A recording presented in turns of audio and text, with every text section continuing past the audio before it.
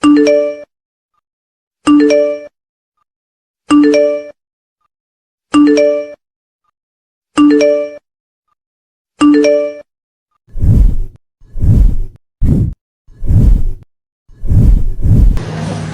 langsung aja Mas ya. Bismillahirrahmanirrahim. Assalamualaikum warahmatullahi wabarakatuh. Sebelumnya kita ingin mewawancari salah satu pengusaha UMKM, dan kebetulan untuk di sini usahanya Yamin ya Mas. Yamin. Untuk nama usahanya usaha apa Mas? Yamin 33. Yamin 33. Ya. Oke, sebelumnya saya bicara dengan Mas siapa Mas? Mulyono Wibowo. Mulyono. Oke Mas. Sebelumnya kita perkenalkan Mas ya. Yang pertama ada anggota. Yang pertama ada saya Edo Kurniawan. Ya. Yang kedua ada Yo, Bocar. yang ketiga ada Saya mau masuk. baik. Berarti langsung aja Mas ya. Langsung saja. Pertanyaannya. Apa yang ditanyakan? Untuk aspek yang pertama itu bertanya mengenai aspek manajemen. Kalau boleh tahu nih Pak, usaha jenis apa sih yang Bapak jalankan sekarang dan jualan apa aja sih yang di dalam produk itu? Jadi kita itu menjadikan rumah makan. Iya, rumah. Tempat makan. Di sini kita ada beberapa menu. Yang pertama itu ada yang paling recommended ya di sini itu mie Yamin. Mie Yamin, mie ayam, bakso, dan ayam geprek. Menu sampingannya itu kita termasuk ayam geprek dan mie ayam geprek. Mie ayam geprek. Itu menu sampingan. Tapi menu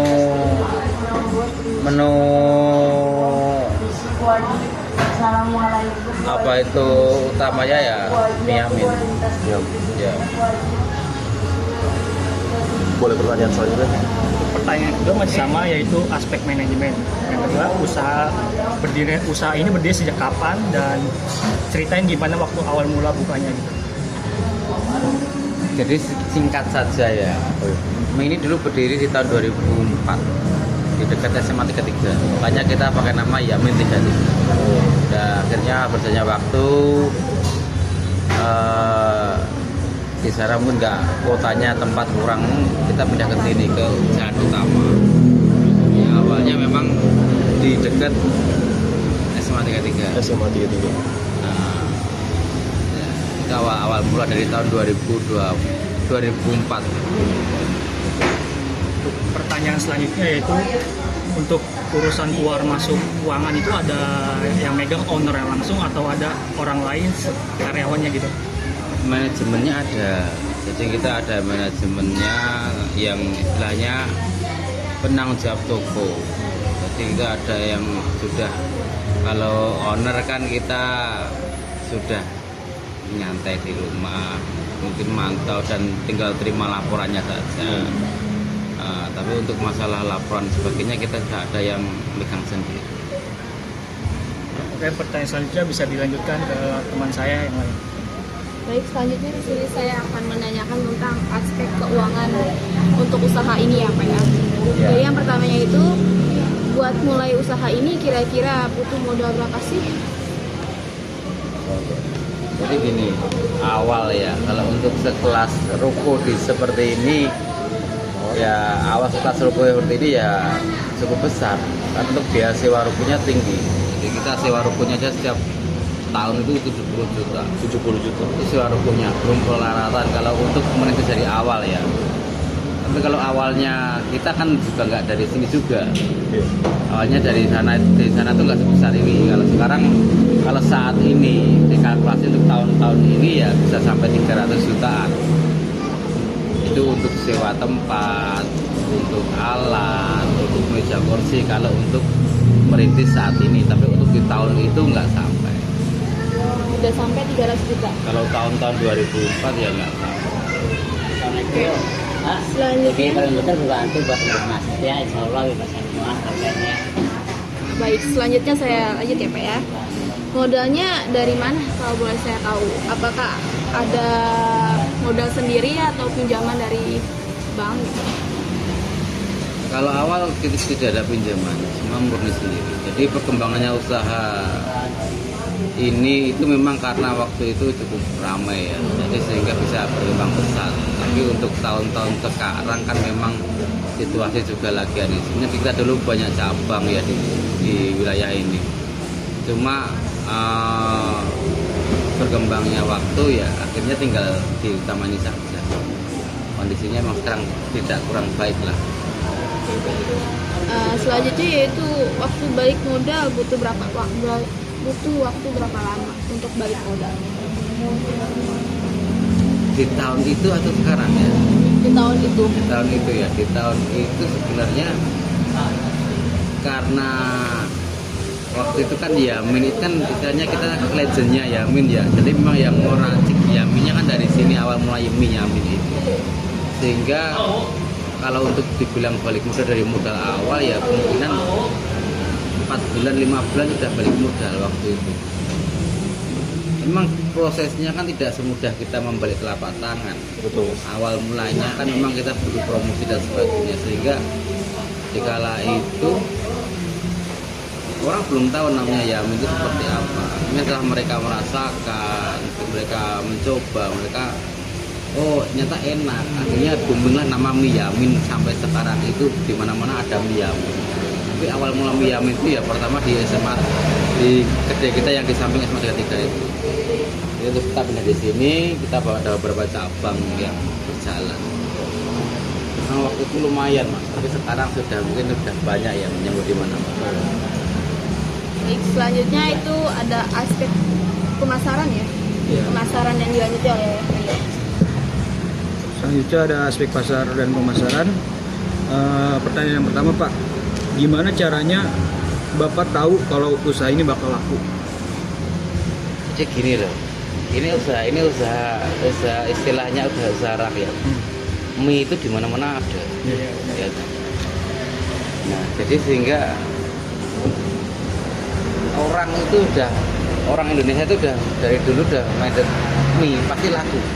Cuma kreasinya mie itu seperti apa, rasa yang kita tawarkan seperti apa. Namanya kita udah ada yang jual pasti ada yang beli. Itu sebuah istilahnya optimisme dalam sebuah usaha. Nah, untuk selanjutnya gimana caranya Bapak tahu kalau menurut Bapak apa sih yang bikin usaha ini beda dari yang lain? Racikan rasa. Selanjutnya Target pasarnya siapa aja? biasanya yang beli itu siapa aja sih Pak? Anak muda, keluarga atau siapa? Jadi konsumennya itu hampir semua kalangan. Semua. Karena pasar kita bukan pasar yang menengah ke atas. Dari segi harga kita ada harga yang murah, harga yang menengah, harga yang cukup mahal juga ada. Jadi semua kalangan bisa membeli mie Yamin ini. Karena brand menu utama kita kan Yamin ya. Jadi kita memang sasar ke pasar kalangan pelajar, pedagang, karyawan. Karena harganya kita tidak merakyat lah. Walaupun ibaratnya ini udah di Jakarta, kalau kita mau yang tinggi dikasih harga yang enggak, tapi kan di sini wilayah sini kan ibaratnya tidak bisa dikatakan seperti di Jakarta Pusat. Jakarta Pusat kita ibaratnya harga sekian mereka langsung karena memang ada pusat kota, pusat putaran tuh. Karena di Jakarta Barat kita nggak pinggir sehingga kita juga menghargai, kita mensasar semua golongan. Jadi hampir semua mas. Jadi untuk yang terakhir itu di bagian promosi Pak, ada nggak sih cara trik atau misal kita lewat media sosial untuk promosi? Ada. Jadi kalau dulu kita ada Instagram, ada YouTube, sama sebenarnya ada juga ada pandu. Lengkap berarti ya Pak? Nah, lengkap. Dulu memang kita ada. Kalau memang masih kakak bisa dibuka di YouTube, mie Yamin gitu, masih ada, masih ada di. Bahkan sempat masuk TV 7 atau apa ya lupa. TV nasional pernah masuk. Ada di channel itu. Jadi kalau ketika masa-masa kejayaan dulu memang. Iya. Karena mungkin sekarang eranya sudah bergeser ya, kita tidak banyak berbicara lah. Dari 2004 sampai sekarang namanya sebuah rezeki kan udah ada wadahnya, ada masanya, sehingga kan mungkin sekarang masanya yang lain ya. Lanjut, apa? Terus selanjutnya ini ada aspek teknis dan teknologi. dari Mbak. Iya. Untuk yang pertama untuk aspek teknik dan teknologi, yang pertama saya mau nanya, mie itu bikin sendiri atau bikin dari orang lain Pak? Atau beli Pasar. beli jadi. Sebenarnya untuk bikin sendiri kami bisa mas, kami punya alat, punya mesin di atas. Iya. Kami saat ini tidak bikin. Kalau dulu memang iya. Saat ini kita fokus ke pelanggan kita yang bikin mie. Jadi kita sudah pesen khusus, bukan beli di pasar, tapi memang kita ke satu tempat dengan racikan bumbu kita. Kalau dulu memang kita ada produksi sendiri. Oh, berarti ada produksinya ya? Dulu kita ada produksi sendiri, mie bakso itu ada produksi sendiri. Tapi seiring berjalannya waktu kan ya kita bahkan kalau mesin mie kita masih ada di atas, itu otomatis. Jadi tinggal kayak apa aja ada tinggal otomatis adonan mati sendiri. Jadi kalau adonan itu habis sudah sendiri, kita masih ada itu mesinnya. Cuma saat ini kita udah hampir beberapa tahun kita pasrahkan ke teman yang bikin karena emang Jadi ada produksinya sendiri Pak? Oke, selanjutnya apakah ada penilaian khusus untuk pencarian mie itu? apa? Pencarian khusus untuk pencarian mie itu? Kayak kualitasnya, dari segi kualitas. Jadi kita ada resep tersendiri. Jadi memang untuk komposisi telur dan sebagainya kan mie kan cuma tepung telur dan ada beberapa sisanya bahan tambahannya. Tapi kita sudah ada biasa seperti ini dan tingkat kenyalnya seperti apa kita sudah ada. Jadi tidak bisa sembarangan mie dipakai. Baik Pak, selanjutnya saya mau tanya, alat-alat yang dipakai, Bahan-bahan biasanya beli tiap hari. bahan-bahan biasanya dibeli tiap hari atau langsung buat seminggu stok? Kalau untuk bahan-bahan mie-nya kita setiap hari tidak bisa di stok. Ya, jadi mie itu kalau stok lama tidak enak. Jadi selalu baru ya? setiap hari baru barang itu. Jadi makanya kita pasrahkan ke satu tempat untuk membuat. Kita beri resepnya, setiap pagi mereka mengirim barang ke sini baik pangsit atau mie. Kecuali bakso mas. Bakso. Nah, kalau bakso bisa kita dinginkan. Tapi kalau untuk mie kita tidak bisa untuk nyetok barang. Walaupun ada mie yang frozen food, tetap rasanya beda. Baik Pak, terima kasih. Selanjutnya ada aspek sumber daya manusia. Hukum sosial dan lingkungan. Selanjutnya ada hukum sosial dan lingkungan. Yang pertama saya mau tanya, izin usahanya udah lengkap semua ya Pak ya? Izin usaha, jadi untuk izin usaha kita ada SIUP, udah ada lengkap. SIUP, terus sertifikat halal juga ada, MUI, seperti itu. Lengkap. Berarti sudah ada SIUP-nya Pak ya? Sudah ada. Untuk pertanyaan keduanya Pak, masih tentang aspek hukum sosial dan lingkungan. Pertanyaan keduanya itu gimana sih menurut Masnya reaksi orang-orang sekitar sejak usaha ini dibuka? Alhamdulillah baik mas. Antusiasmenya baik. Dalam arti sesepi-sepinya kita itu masih ada sekitar 70-an porsi keluar. 70 untuk mie. Tiap hari. Tiap hari. Untuk saat ini. Untuk saat ini dengan kondisi seperti ini. Kalau dulu mas, kalau di masa-masa sini masih bagus-bagusnya ya, dalam arti mungkin ekonomi masyarakat nggak separah ini ya. Itu di sini tuh minimal bisa habis sekitar 15 sampai 20 kilo. 15 sampai 20 kilo. Kalau misalkan diperkirakan jadi porsi itu perkiraan berapa Jadi porsi? 1 kilo itu ada 12 porsi. 12 porsi 1 kilo. Kalau 10 kilo berarti 120. Itu paling jelek-jeleknya kalau pas benar-benar sepi 10 kilo itu habis. Pada saat itu ya? Pada saat, tapi saat udah hampir dari COVID masih lumayan. Setelah COVID kesini itu sudah mulai paling 7 kilo, 8 kilo. 7 kilo itu berarti sekitar 70 sama 14 ya. Beras 2 kali 14 ya. 82. 7 kilo. Itu baru minyak belum. Tapi akhir-akhir ini memang kondisi ekonomi kan nggak baik-baik saja, PHK banyak dan sebagainya. Perang dagangnya sampai ke pedagang bawah lah. Untuk pertanyaan selanjutnya Mas ya, pertanyaan terakhir dari upaya, ada nggak sih Mas upaya buat jaga lingkungan atau bantu sekitar dari usaha ini, dari hasil usaha ini? Kita dulu setiap Jumat ada Jumat Berkah. Jumat Berkah ada. Tapi memang saat biasanya kita karena istilahnya income-nya juga kemarin agak menurun. Oh, iya.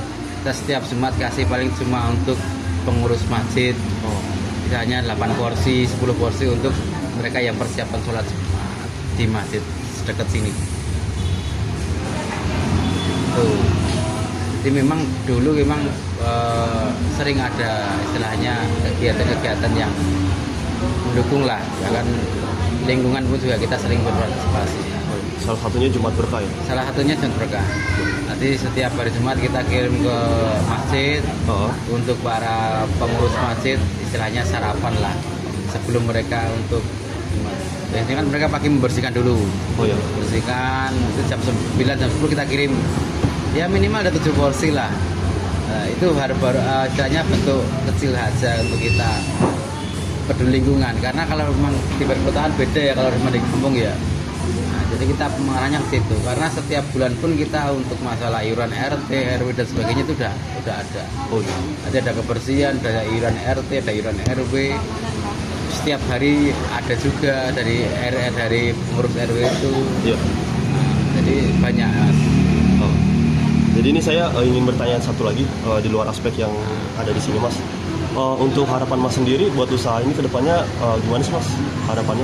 Harapan saya kita mampu bertahan, Mas. Walaupun kondisi akhir-akhir ini sangat sulit karena sebelum Lebaran kita masih ada 7 orang, Mas. Oh iya. Setelah Lebaran tinggal 3. Jadi kalau kemarin kita masih ada 2 cabang tutup. Di sini biasanya ada 4-5 orang. Ini kita kelola bertiga. Jadi harapan saya tetap kita walaupun dengan kondisi saat ini ya bertahan dulu. Betul. Karena memang saat ini kalau dibilang krisis ini sudah melebihi 98. Bener. Hampir mendekati. Lebih. Karena nilai tukar dolar juga udah tinggi. Ya toh. Nilai tukar dolar di kepercayaan publik pemerintah sudah jarang ya toh. Makanya semoga aja lah membaik saja. Karena memang kita tidak menampik situasi banyak PHK dan sebagainya. Faktor daya belinya sangat berkurang. Oke. Biasanya rame, Mas. Ini full rame guys. Oke, baik, Mas. Ya. Sekiranya mungkin kami selesai mempertanyakan hal tersebut dari berbagai aspek macam ya, dari aspek manajemen, aspek keuangan, pasar dan pemasaran, serta teknis dan teknologi, dan yang terakhir aspek hukum, sosial dan lingkungan. Ya, saya rasa kami cukup untuk menerima informasi dari Masnya. Iya. Selebihnya mungkin kami ucapkan, Mas, terima kasih banyak atas Siap. waktu yang Siap. udah diluangin Iya. untuk kita, Mas. Ya. Sama-sama sukses buat kalian semua. Amin, Mas. Terima kasih. Boleh, Mas, saya hello dulu, Mas, ke kamera. Abis ini kita ada sesi dokumentasi foto. Boleh.